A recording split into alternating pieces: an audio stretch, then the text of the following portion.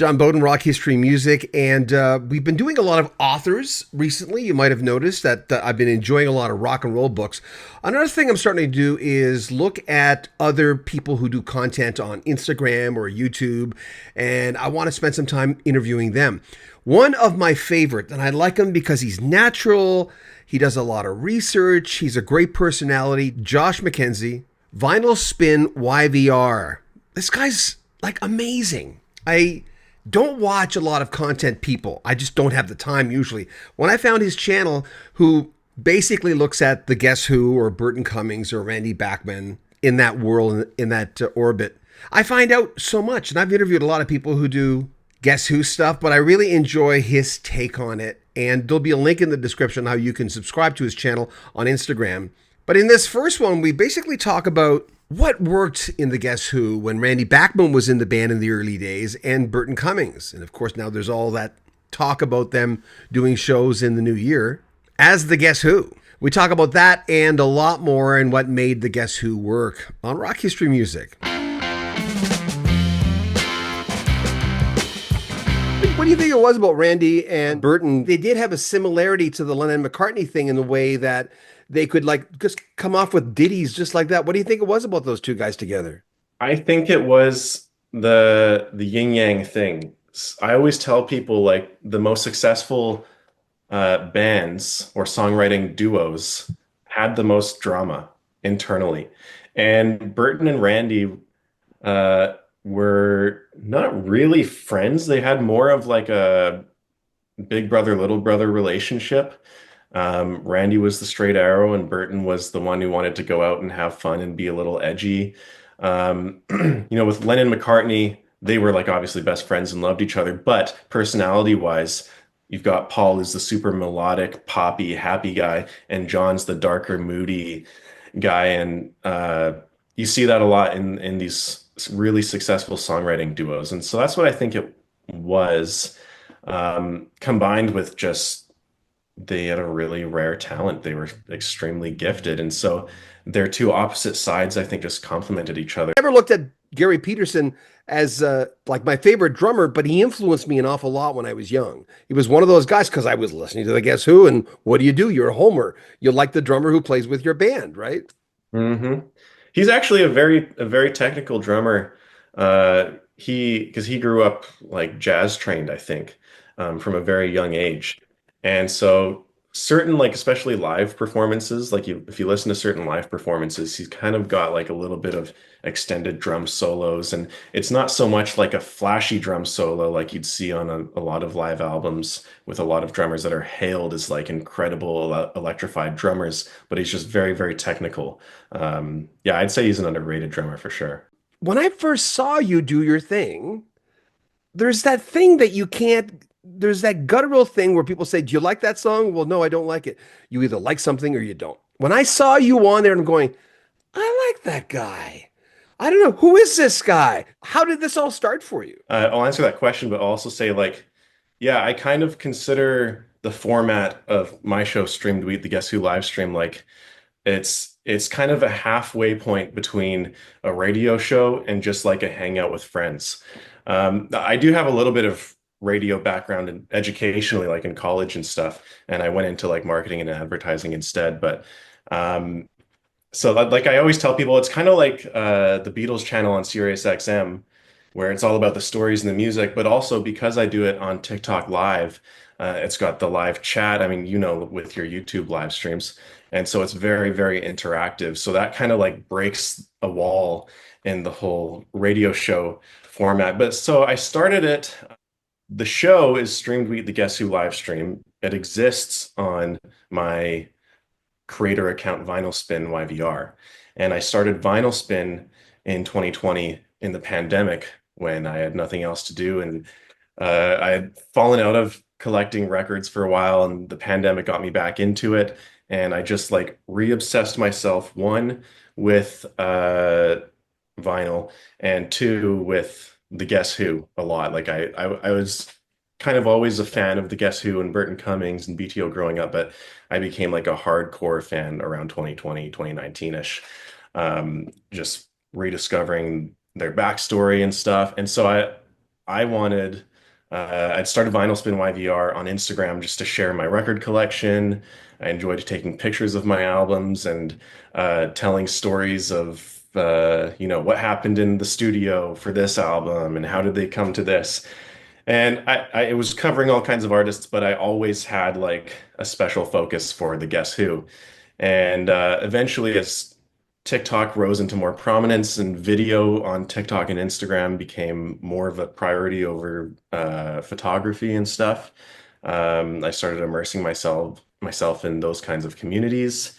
And I connected with one guy who I've been in touch with, I've been friends with now for 5 years, but he lives in Chicago, and he does a similar thing for the Grateful Dead.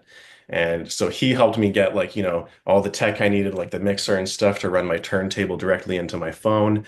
Um, and so, yeah, basically my TikTok live stream became my platform to tell stories that I think are super fascinating about one of my favorite bands in the world, which is the Guess Who.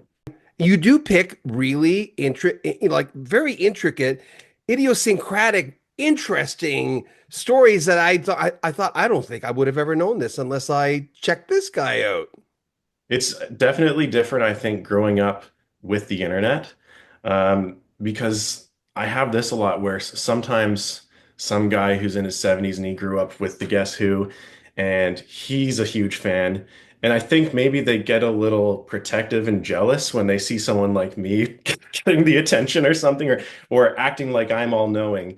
And and they'll try to correct me on something or whatever, or just show that they're like the dominant expert.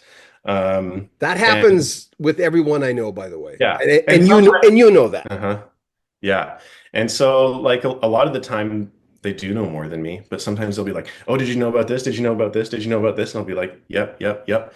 And yeah, I just have the internet, which is a crazy thing. And I've done, yeah, obviously a lot of research, and especially like I said in the pandemic when I dove really deep, you have all this time on your hands, and I've probably found most of what there is about the Guess Who on the internet by now. Bachman Overdrive's out there with Tal, and that's great. And Blair Thornton's not there, and Fred CF is retired.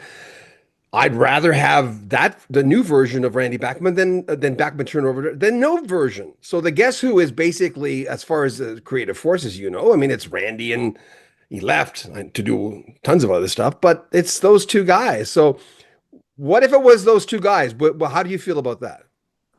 Well, I would 100% go see that. Basically, like they've already toured as Bachman and Cummings before, which I've seen. And so if they tour just the two of them, it would just be that. But they'd call it the Guess Who reunion tour, the Guess Who tour on the ticket stub or They worked something. hard to get that name back. Yeah, they did. It's a really tough thing because when the whole lawsuit was going on, there was a lot of talk back and forth, like, oh, what's the motive behind this? Why are they really trying to do this? Is it because they want to go on the road as the Guess Who? And Burton was always quick to say in interviews, no, like, I've got my new album coming out. That's not really what it's about. It's about like misrepresenting to the fans and stuff and this and that. And so they were saying that a lot. And then, well, one, there's kind of a little hypocrisy with the way Randy's putting BTO on the road. And you are right, because Randy was one of the two main faces of the band and the songwriting force. And so it's a little bit different. Um, but there's that. And yeah, it's just as soon as they got the name, suddenly, yeah, all of a sudden this is switched. Randy's like, yeah, we're going on the road as the Guess Who. And so it was kind of funny. It was interesting. And I also saw like, see this right here. I just saw Chilliwack's farewell tour a couple weeks ago in Vancouver, and it's just Bill Henderson, but it was a fantastic concert. And Bill Henderson is typically who you think of when you think of Chilliwack and those songs, the singer and the front man. So Yeah. I think regardless if Randy Bachman and Burton Cummings go out as the Guess Who, it's going to be a hit regardless. And I think, they're the two most important people to have up on stage with that name behind them. So I think Yeah.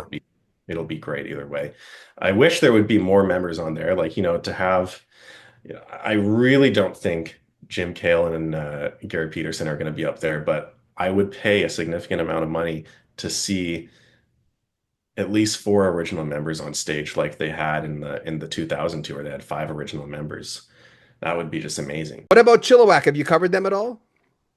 Every now and then, okay, so one, yes, it's definitely on my mind about one day this could turn into like a Canadian invasion show rather than just a Guess Who show, because that would be so fun. Last year on Canada Day for Stream Tweet, I turned it into like an all-around Canadian thing, and it was a huge hit. Um, so I definitely might do that at some point. The main reason that I'm, I guess, hesitating to do that is because I'm not so all knowledgeable about Canadian music as a whole as I am with the Guess Who. And so I guess I don't, but it doesn't have to be that way, I suppose. No. But anyways, so every now and then I will throw in some other Canadian artists to Stream Tweet. I try to only play other artists if I can draw a connection. For example, there was a couple songs that Randy Bachman and Carl Wilson of the Beach Boys wrote together. So sometimes I'll play those Beach Boys songs, or maybe like the B-side to whatever that single was, even though that one has nothing to do with Randy, but there's a connection there. And I love to draw connections here and there when I can. Sometimes I'll like end the show. Oh, before I get off, I just saw Chilliwack last weekend. Here's a quick tribute to our other Canadian friends. Or I'll do like Terry Jacks, another Canadian I love. I was watching one of your things this morning. You were playing a Guess Who hit, and you said there were two versions, and the version you played, the drumming was more intricate. That was probably No Time. No So time. The yeah, drumming was like more Picaro-ish almost. yeah, so they recorded No Time twice. They did it first on Canned Wheat and in 1969, and that had a slightly different drum beat, and it also was dragged out a little bit more. It had a guitar solo, which the version that most people know doesn't have.